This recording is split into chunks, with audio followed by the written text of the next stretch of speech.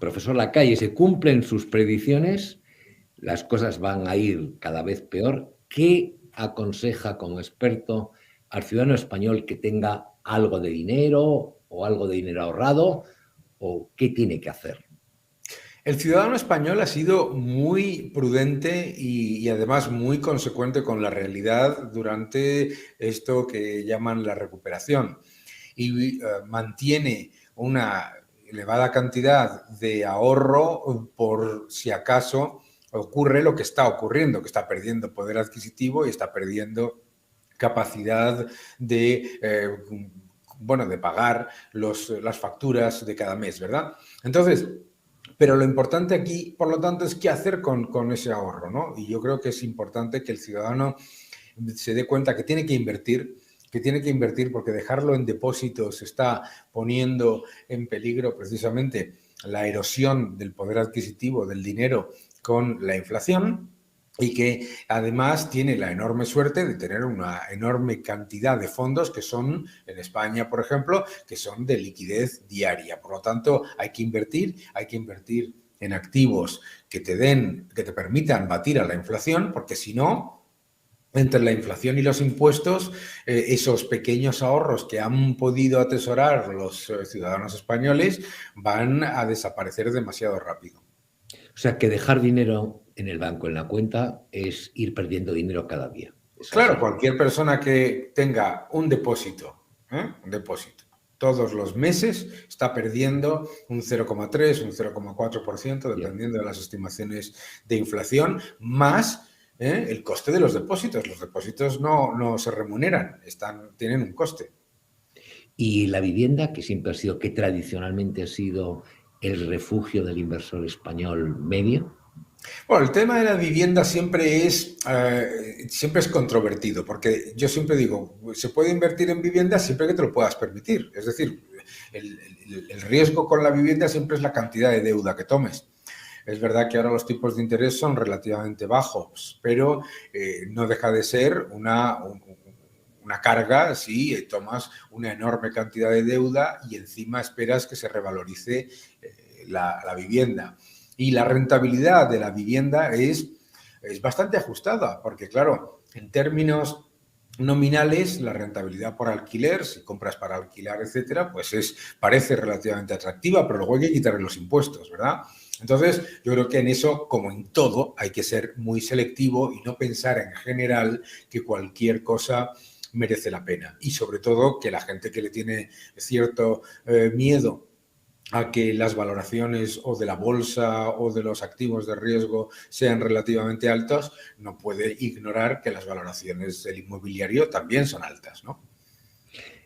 Supongo que le ha sorprendido, como a mí, el ver que de repente los mismos ministros que cargaban contra Alberto Garzón, el ministro más tonto de Europa, por lo que había dicho sobre la ganadería y la carne, pues ahora le apoyan. ¿A qué se debe? ¿A qué se debe este súbito y repentino cambio en la actitud de los ministros y de todo el PSOE?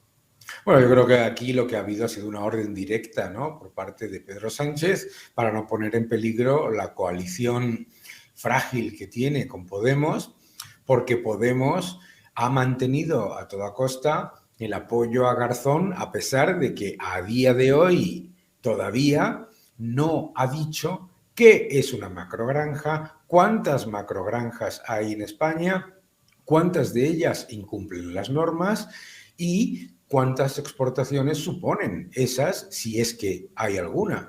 Y encima habla de bulos. Entonces, lo curioso de todo esto es que en aras de mantener en el poder y en la Moncloa a Pedro Sánchez, se está destruyendo desde dentro la credibilidad del propio Partido Socialista, que primero dice una cosa completamente lógica y además real, que es que no existe ningún tipo de exportación de carne de mala calidad en este país y que no se llevan a cabo incumplimientos de las normas europeas, a blanquear el mensaje de Garzón simplemente porque Yolanda Díaz dice que a Garzón no se le toca y Garzón se enroca y dice que lo que él ha dicho lo mantiene y además lo mantiene como ministro. Y esto es muy peligroso, Porque si para mantener en el gobierno y para mantener la coalición viva y a mantener en Moncloa a Sánchez, el gobierno está dispuesto a cambiar en menos de una semana su mensaje con respecto a un sector tan importante como la ganadería, que no piense el sector industrial, turístico, comercio en general, que no les puede pasar exactamente lo mismo.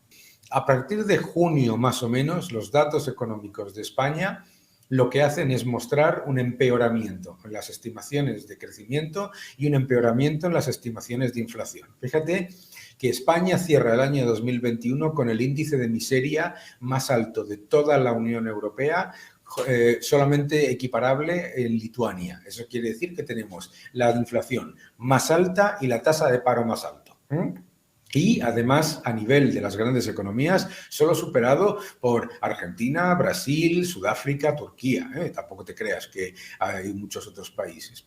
El tener el índice de miseria más alto significa que la percepción de los ciudadanos de la economía es mucho peor que lo que te está diciendo el gobierno, por supuesto, y lo que te están diciendo incluso las cifras agregadas macro, porque lo que están percibiendo es mucho peor. Es decir, el coste de la vida empeora mucho más que la media de la eurozona y de la Unión Europea. Para que te hagas una idea, la inflación en España es muy superior a la de Grecia, la de Portugal o la de Alemania, ¿no? O Italia. Y entonces, ¿qué es lo que ocurre? Pues que por mucha propaganda que se le dé a los ciudadanos y están saturados de propaganda gubernamental, los ciudadanos lo que están percibiendo es que ese índice de miseria es directamente a su bolsillo. Por eso lo creó Okun, ¿no? El analizar no solamente el paro, sino la inflación, porque son las dos cosas que empobrecen más a los ciudadanos.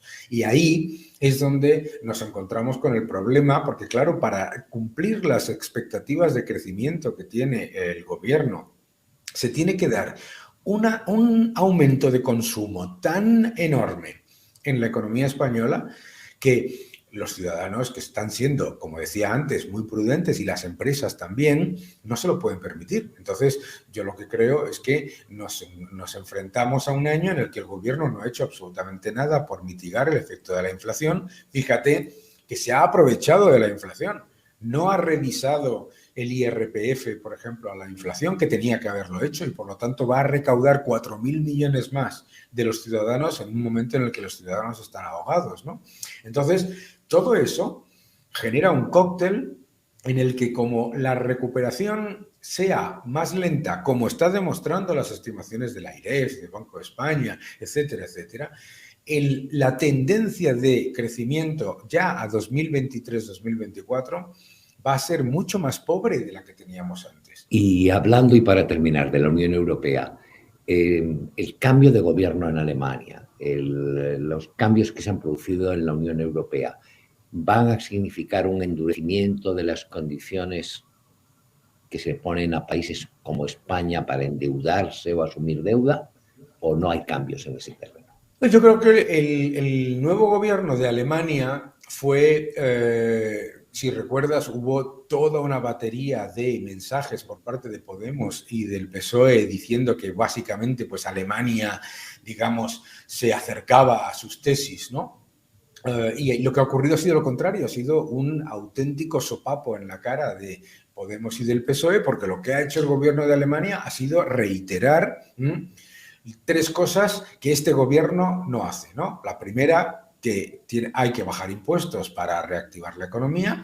La segunda es mantener su compromiso con las reglas fiscales y con la prudencia presupuestaria. Y la tercera, tener una posición completa y absolutamente lógica en cuanto a la senda de reconducción de esos desequilibrios fiscales. Por lo tanto, ese supuesto aliado que Podemos pensaba que se iba a crear en su despilfarro con respecto a Europa, ha desaparecido. Y entonces yo creo que la idea mágica de que nos van a quitar la deuda y que vamos a poder gastar como locos y que van a poder seguir manteniendo, pues eso ha cambiado, y ha cambiado radicalmente. Y ha cambiado radicalmente porque los alemanes lo que se han dado cuenta es que dar espacio fiscal a países en los que los gobiernos se comportan de manera tan irresponsable como ha ocurrido en España,